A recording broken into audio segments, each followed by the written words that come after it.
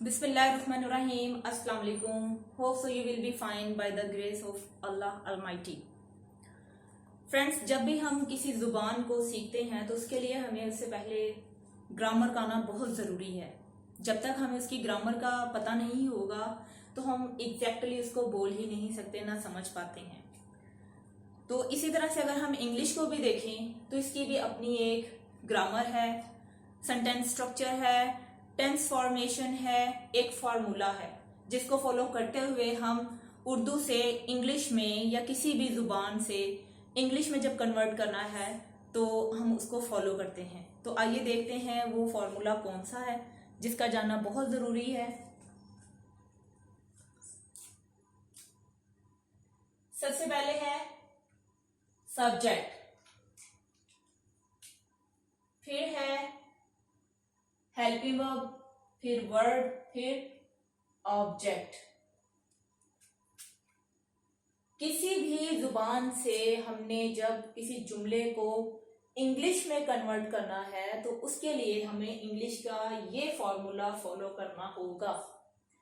इस फॉर्मेशन के तहत हम किसी भी जुबान के जुमले को उठा के इंग्लिश में कन्वर्ट कर सकते हैं, तो देन वो ग्रामेटिकली करेक्ट होगा।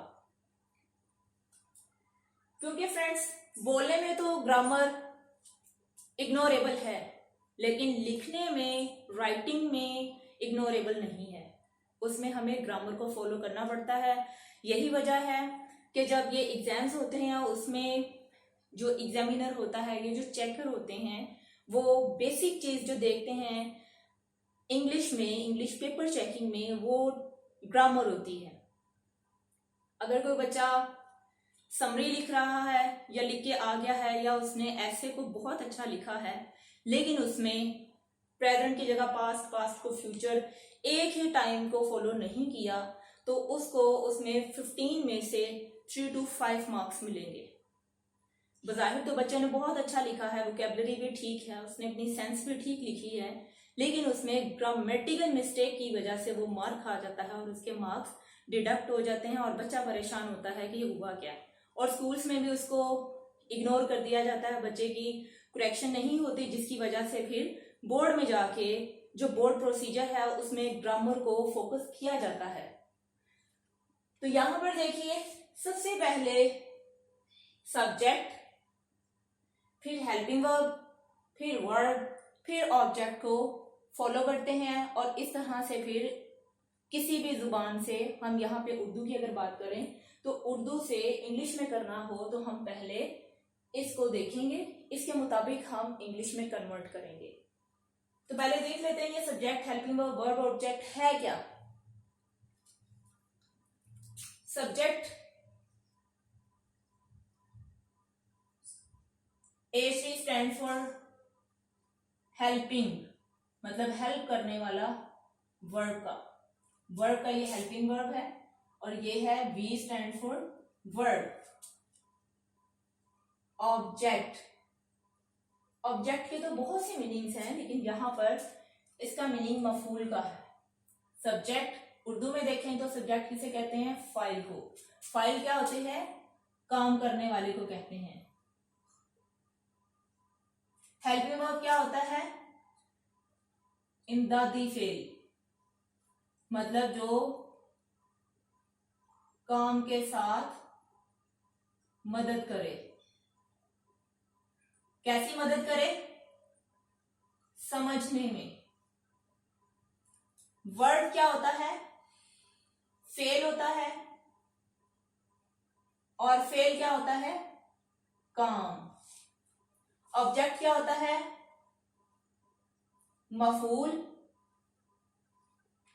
और मफूल क्या होता है, जिस पर काम हो। सब्जेक्ट काम करने वाला, कोई भी हर जुमले में काम करने वाला सब्जेक्ट लाजमी होता है। इसी तरह से हेल्पिंग वर्ब, कुछ सेंटेंसेस ऐसे हैं जिनमें हेल्पिंग वर्ब इस्तेमाल होता है, कुछ हैं जिनमें नहीं होता, उनमें नेगेटिव या इंट्रोगेटिव बनाते वक्त इस्तेमाल करते हैं। वर्ड काम होता है, काम जो एक्शन होता है। ऑब्जेक्ट मफूल, मतलब जिस पर काम हो। हेल्पिंग वर्ब के बारे में मैं थोड़ा सा बताना चाहूंगी कि हेल्पिंग वर्ब में क्या क्या चीजें आती हैं। फॉर एग्जाम्पल सिर्फ हम टेंसेस को अगर देखें सिंपल से, तो उसमें आ जाता है is, are, am, was, were, has, have, had, will, shall, can, could, would, so on। ये हेल्पिंग वर्ब्स हैं। वर्ड काम, कोई भी काम हो सकता है, like writing, speaking, listening, hearing, running, object, जिस पर काम हो। इसके लिए मैं एक एग्जांपल देती हूं जिससे आपके लिए ज्यादा इजी हो जाएगा समझना। For example,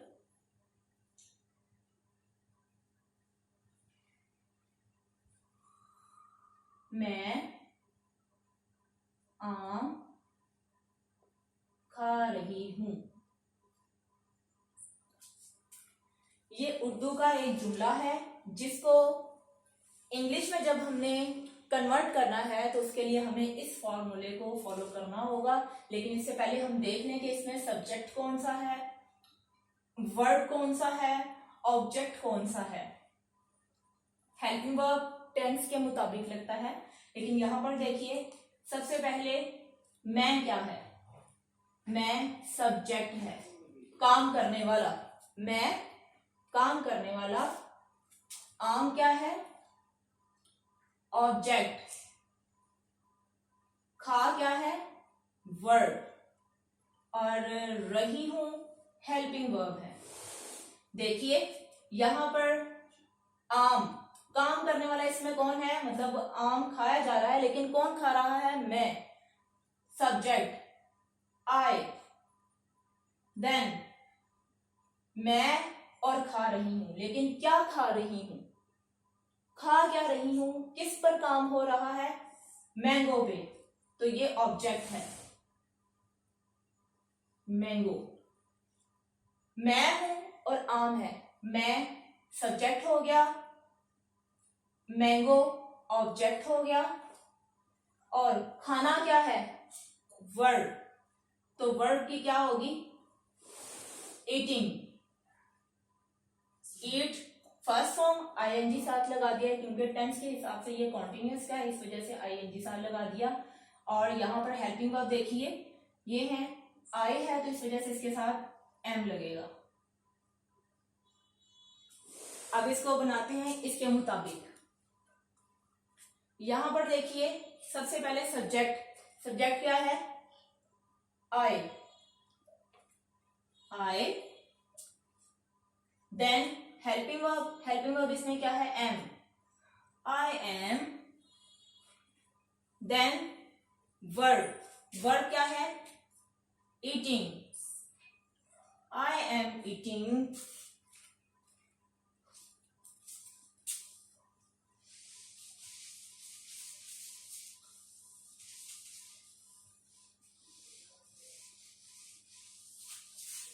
I am eating, verb भी हो गया। ऑब्जेक्ट क्या है इसमें, mango, I am eating mango, ठीक है। Subject I, helping verb am, verb eating, object mango, I am eating mango, मैं आम खा रही हूं। अगर हमें इसको नेगेटिव बनाना है तो क्या होगा, इधर हेल्पिंग वर्ब के बाद यहां पर नॉट लगा देंगे, I am not eating mango. कोई भी सेंटेंस होगा उसको जब हमने नेगेटिव बनाना है तो हेल्पिंग वर्ब के बाद नॉट लगा देते हैं। अगर हमने इंटरोगेटिव बनाना है, अगर हम नॉट लगाते हैं तो क्या बन जाएगा, sentence I am not eating mango। अगर हमने इसको इंटरोगेटिव बनाना है तो क्या करेंगे, हेल्पिंग वर्ब को शुरू में ले जाएंगे। क्या करेंगे, हेल्पिंग वर्ब को शुरू में ले जाएंगे। ये जो हेल्पिंग वर्ब है ये स्टार्ट में आ जाएगा।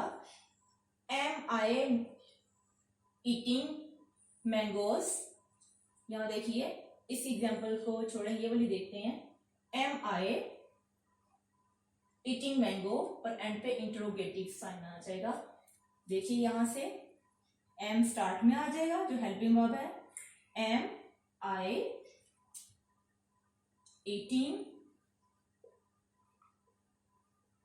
Mango question mark. कोई भी हेल्पिंग वर्ब होगा वो हम शुरू में ले जाएंगे। एम आई ईटिंग मैंगो, क्या मैं आम खा रही हूं।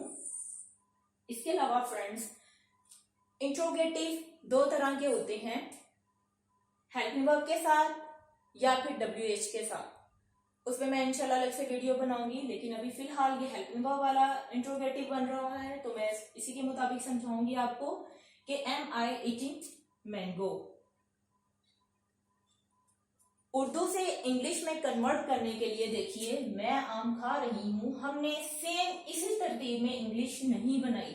फॉर एग्जाम्पल आई, देन आम की मैंगो, देन खाने की ईटिंग। ऐसा नहीं है कि आई मैंगो ईटिंग एम, ऐसा नहीं होगा।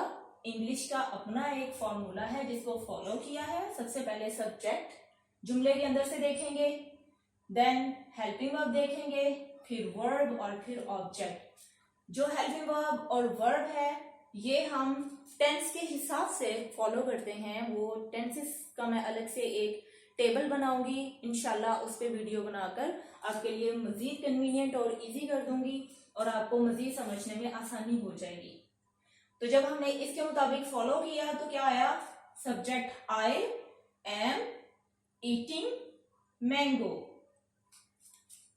तो फ्रेंड्स उम्मीद करती हूँ आपको मेरा आज का लेक्चर पसंद आया होगा और जो मैंने समझाना चाहा है वो आप समझ गए होंगे। अगर आपको मेरी वीडियो पसंद आई है तो प्लीज़ लाइक कीजिए, शेयर कीजिए, मेरे चैनल को सब्सक्राइब कीजिए। Thanks for watching, stay blessed, अल्लाह हाफिज़।